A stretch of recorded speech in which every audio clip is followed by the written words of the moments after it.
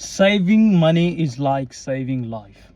I'm telling you, this is one principle. If you can understand it, your whole perspective is gonna change when it comes to money. A lot of people, especially my brothers and sisters who are international students, we come from different countries, right? Third world countries, could be India, Asia, any country.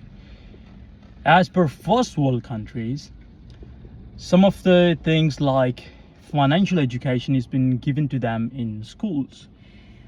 I mean, I don't know before how it used to be, but now I think, and I also see that it's getting normal, and government is also making it as part of their education that you should learn how to save money, especially when it comes to budgeting. You should learn how to budget your money, your income, any source of income. And I think as an international student, despite the fact whichever role you choose in your life as a husband, father, mother, brother, sister, or son or daughter, learning budgeting will help you to manage all these relationships from financial perspective in a better way. Okay, so the terms that I'm giving you are a bit technical, but I'm also trying to set a context here so you understand what I'm gonna say to you. Now, since you already understand that budgeting can help you to contribute in all these areas despite the fact you are an international student, right? And coming from an Asian country or European country, or if you come from somewhere, let's say North America or Latin America, like Chile, all those countries where people speak Spanish, like Brazil and I don't know the continent though, but yeah, if you're coming from those part of the world also, I do believe that you guys are so family oriented that when you come to this Western world, let's say Australia, Canada, New Zealand, or US, or you go somewhere else, or UK, there are certain expectations that your family member back home they have from you.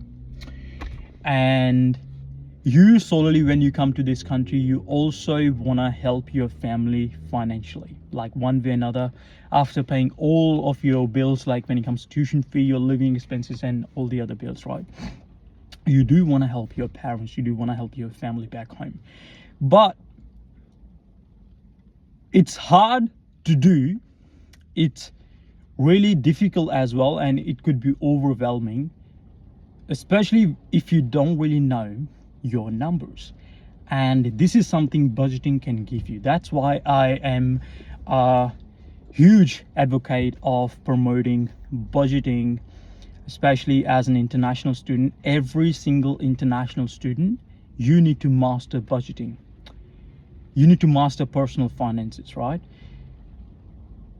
If let's say you come to Australia and you only work 24 hours per week, and let's say you got a good job which is paying you well and you're earning $800 to $1,000 per week, that's your salary, right? And some portion of it is going to go to your bills, like your living expenses, your rental, your grocery, your telephone bill, your car, all the other things. You do want to buy new clothes as well, but all these things are not chosen by you. These are the things that you have to comply. Like, these are the things that are already there, but you just cannot live without them. That's why you have to take them. For example, now house rental, right? If someone say, I can only rent this house to an international student, not to a couple or a family, for $400 per week, you have no choice. You have to take it. You cannot say, no, I only have budget of $200, right? So in these cases, budgeting do play a role. When you set aside a budget, let's say for your house rental only, you can only afford $200, but there isn't any option for you. They all are charging you $400 or $450 or more than that, which is usually more, it's not lesser. But how you can still live in your budget and still get to have the house? It's by knowing your number that you can only afford to have live in $200. Then you also find someone else with you who is also willing to pay $200, and then both of you go and take their room or house, whatever. But if you don't really have the number or like a certain budget or a certain limit, you will be like, oh, $400, let's just pay it. Let's just pay. I don't really know. Rest of the things I will look after later, like, you know, your parents, your tuition fee, you will look after them later, but let's just sort out my shelter first. But if you have budget for it, now you're thinking, okay, I only can spend $200, because if I choose to spend more money, then all the other things, like let's say my parents' money, my emergency fund, my tuition fee is gonna get affected. So this is why budgeting can give you like a clear picture how you should act and how you should spend in the world. And the same goes to your grocery bill. Now, on your food and drinks or eating out whatsoever, usually you will spend when you feel hungry, or usually you will spend when you think like, okay, this is my grocery, like these are the things that I know that I want to eat, and in order to buy them, then you will just pay a certain amount. And sometimes it could be weekly $100, sometimes it could be weekly $150, but it's gonna keep on fluctuating. But if you can put a budget aside, let's just say $80 right now, so you know weekly you can only spend $80, but you also need protein, you also need good food, you also need all the other things that your body essentially required to keep you in a good physical condition, or like a fit condition, right? Then when you have that limit on your money for your grocery as well, then you're gonna say, I can only spend $80. Now I need to find all the other things that can fit within my budget, right? And that could be you can buy, let's say, bulk chicken. That could be you go with your friend and do grocery together, and afterwards you're gonna start doing meal prep so you can start saving money on spending out or eating out. And if you're spending a lot of money on coffee as well, which I made a video long ago, how you can actually unconsciously spend more money on your coffee, which you're not supposed to do, which I realized and I shared. So for example, you're spending $10 every single day on coffee, all right? You'd spend $5 on your way to work. Do you buy a coffee, right? And then you also get another coffee during your lunch break or like smoke or whatsoever. Tendency is you are spending $300 every month, right? 30 days, $300, $10 every day. But at the same time, if you can spend, let's say, $80 or $100 or like $150 to buy a good coffee machine, espresso machine at home, now you can have the same amount of coffee within $150. And you just only need to spend or invest in your coffee machine once. Afterwards, you just need to buy coffee beans. And now your coffee spending from $300, it went down to $50 or lesser than that.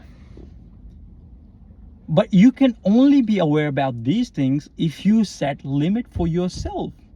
You have to put boundaries for yourself, like that's the amount that I have, that's the amount I can give. And the same goes to your parents as well. For example, you're gonna send money back home. Sometimes we come in temptation, there is a pride thing as well, like I'm supporting my parents, which I do. But if you don't have a system in place, which is budgeting, you're probably gonna run out of money very soon. You might send them $1,000 once this month, and next month you're gonna get broke. You won't be having money to pay for other things, which you might be experiencing right now. But how you can avoid it? You can avoid it simply, let's say every paycheck you receive $800, you dedicate $150 to your parents. And $150 in 4 months, right? Whatever you save, give it to your parents and tell them this is the only amount I can give you, but I can give you on a consistent basis without affecting your life. And same goes to your tuition fee. If you know you are paying $2,000 every 2 months or every single month or less than that or more than that, I don't know, whatever number you have, you do your mathematics on the basis of it. and then break it down to your daily goals, how much you actually need to save to pay for that tuition fee. Like, you have to pay tuition fee. You cannot avoid it. If you avoid it, then they're gonna throw you out of the country, right? They're gonna cancel your tuition, like student visa or something. You have to pay. So there has to be a system in place for that particular thing as well. So when you break it down to your daily goals, this is the amount that you have to save, then probably you can start working more. Maybe you can start finding and look for those jobs that can fit within your criteria. All I'm trying to say, among all these different perspectives that I'm giving you right now, if you work out your number beforehand, it's easy for you to go out in a job market or in a side hustle market or a business market and have a clear picture in mind, like, this is the amount that I need to save every month in order to fulfill all these things, in order to satisfy all my expenses. I hope this video would have helped you out, right? And if you want to be smart international student, you want to learn more about these things, you may want to check this channel out. You may want to subscribe to this channel, Nicky Farmer, because that's what my purpose right now, and this is where I'm designing my life around, my business around. All my other ventures are going to be around this, educating international students and making them smart when it comes to money, earning money, saving money, or like starting a side hustle or business, because this is what I've started. Like, I'm on the same journey, and whatever I learn, I just give it back to you guys. All right, see you, bye bye, next video.